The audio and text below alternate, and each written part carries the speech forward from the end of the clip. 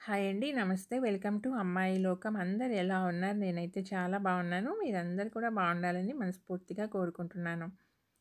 ఇవాళ మన రెసిపీ వచ్చేసి రక్తహీనతతో పాటు నీరసము, నిస్సత్తువ లేకుండా తక్షణ శక్తినిచ్చే ఒక మంచి రెసిపీ అనమాట. ఏబీసీ హల్వా ఎలా చేయాలో చూద్దాం. స్కిప్ చేయకుండా చూడండి.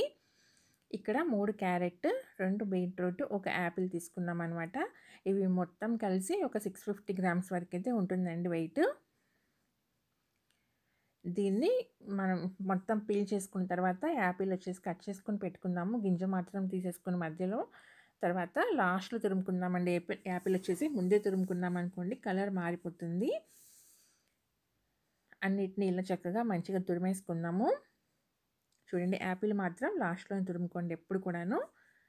క్యారెట్, బీట్రూట్, యాపిల్ తురిమేసి పెట్టుకున్నాక దీన్ని మిక్సీ జార్ తీసుకొని దాంట్లో వేసేసుకుందాం. తురుముకునే ఎందుకు అనంటే టైం వేస్ట్ అవుతుంది కదండీ అని అనుకోవద్దు. ఎందుకంటే మనం ఎంత బాగా మిక్సీ పట్టినా గానీ మనకి ఆ మెత్తగా అయితే రాదండి. అక్కడక్కడ చిన్న చిన్న ముక్కలైతే ఉంటూనే ఉంటాయనమాట. అందుకని తురిమేసుకొని గనుక వేసుకున్నామనుకోండి మనకి చక్కగా మెత్తగా ఫైన్‌గా వచ్చేస్తుందనమాట పేస్ట్ లాగా. ఒక పావు కప్పు నీళ్ళు సరిపోతాయండి కరెక్ట్‌గా. ఇంక అంతకంటే ఎక్కువ నీళ్ళు వేసుకోవద్దు. వేసుకున్నారంటే ఎక్కువ టైం పడుతుంది ఉడకటానికి. చూడండి చక్కగా ఎంత మెత్తగా వచ్చేసిందనమాట ఫైన్ పేస్ట్ లాగా. ఇప్పుడు దీన్ని పక్కన పెట్టుకొని కడాయిలో వచ్చి 1 టేబుల్ స్పూన్ నెయ్యి వేసుకుందాము. తర్వాత దీంట్లో మనం గ్రైండ్ చేసి పెట్టుకున్న పేస్ట్ కూడా వేసేసుకుందామండి.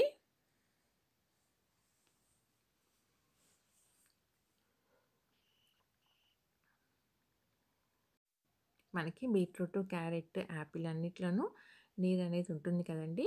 అది కాక మనం గ్రైండ్ చేసుకునేటప్పుడు వచ్చేసి ఒక పావు కప్పు నీరైతే వేసుకున్నామనమాట. ఇంకంతకంటే ఎక్కువ గనక వేసుకున్నామనుకోండి మనకి చాలా టైం పడుతుంది ఉడకటానికి.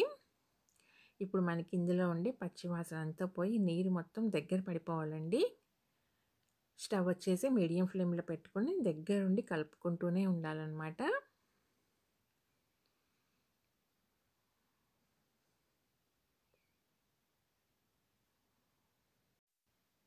బీట్రూటు, యాపిల్, క్యారెట్ అన్నీ కూడా ఆరోగ్యానికి చాలా మంచివేనండి. ఇప్పుడు దీన్ని మనం ఇలా తయారు చేసి కనుక ఒకసారి పెట్టుకున్నామనుకోండి, ఎయిటెడ్ బాటిల్‌లో పెట్టుకొని ఫ్రిడ్జ్‌లో పెట్టుకున్నామనుకోండి 1 మంత్ దాకా పాడైపోదనమాట. చక్కగా చపాతీ రోల్‌కి అప్లై చేసుకొని రోల్‌లాగా చేసుకోవచ్చు చపాతీకి. లేదంటే బ్రెడ్‌తో కూడా అప్లై చేసుకొని బ్రెడ్ జామ్ లాగా కూడా తినేయొచ్చనమాట. చాలా హెల్తీ రెసిపీ. ఇలా హల్వాలాగా కూడా తినేయొచ్చండి. మనకి దగ్గర పడిపోయింది చూసారు కదా! నీరంతా పోయిందనమాట. ఇప్పుడు దీంట్లో అరకప్పు బెల్లం వేసుకున్నాము. దీంట్లో రాళ్ళు ఏమి లేవండి.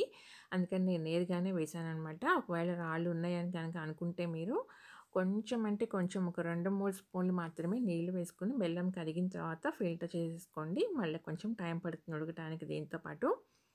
నేను నేరుగా వేశాను కాబట్టి నీరు ఎక్కువైతే రాలేదండి. మీకు కావాలంటే ఇక్కడ పంచదార కూడా వేసుకోవచ్చనమాట. మనం బెల్లం వేసిన వెంటనే కొంచెం సేపు హై ఫ్లేమ్‌లోకి మార్చుకుందామండి. అప్పుడు ఎక్కువ నీరు రాకుండా ఉంటుంది మనకి. ఒక నిమిషం పాటు హై ఫ్లేమ్ పెట్టిన తర్వాత దీన్ని మనం మళ్ళా లో ఫ్లేమ్‌లోకి మార్చుకుందాము.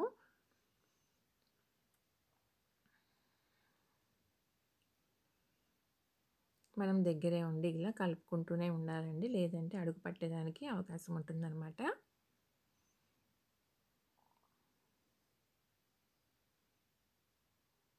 ఒక 15-20 నిమిషాల్లో రెడీ అయిపోతుందండి ఇది.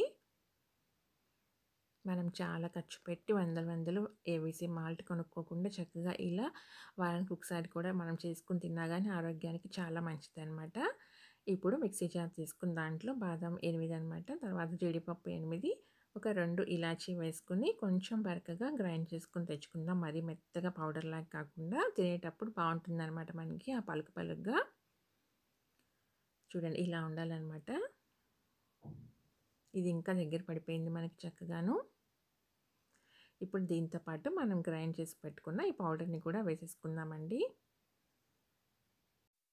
మనం ఈ పౌడర్ అనేది యాడ్ చేయటం వల్ల ఇది ఇంకా హెల్తీ రెసిపీ లాగా అవుతుందనమాట. దీన్ని పిల్లలు స్కూల్ నుంచి రాగానే కూడా ఇలానే ఇచ్చేయండి. వాళ్ళకి చాలా బాగా నచ్చుతుందనమాట. అన్ని వయసుల వారు తినదగ్గ ఒక మంచి రెసిపీ అండి. అయితే షుగర్ ఉన్న వాళ్ళు మాత్రం చెక్ చేసుకొని తినండి. ఎందుకంటే దీనిలో బీట్రూట్, క్యారెట్ అన్నీ కూడా షుగర్ ఉన్న వస్తువులేను. అందుకని వాళ్ళు తినొచ్చా లేదా అనేది మీరు చెక్ చేసుకొని తినండి. లేదంటే మిగతా ఎవరైనా గానీ తినొచ్చండి.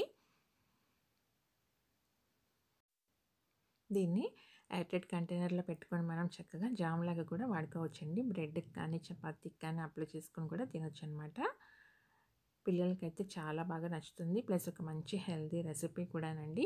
లాస్ట్‌లో వచ్చి ఒక టేబుల్ స్పూన్ నెయ్యి వేసేసుకొని స్టవ్ అయితే ఆఫ్ చేసేసుకుందాం. మంచిగా మిక్స్ చేసేసుకొని చక్కగా రెడీ అయిపోయిందండి. చూసారు కదా! అంతేనండి. చాలా టేస్టీగా ఉండే మన ఏబీసీ హల్వా అయితే రెడీ అయిపోయిందనమాట. తప్పకుండా మీరు ట్రై చేయండి. మీకు ఎలా వచ్చిందో కూడా నాకు తప్పనిసరిగా కామెంట్ చేయండి. అలానే వీడియో నచ్చినట్లయితే తప్పకుండా సబ్స్క్రైబ్ చేసుకొని ఒక లైక్ ఇచ్చేయండి. మీ ఫ్రెండ్స్‌కి, ఫ్యామిలీ మెంబర్స్‌కి షేర్ చేయండి.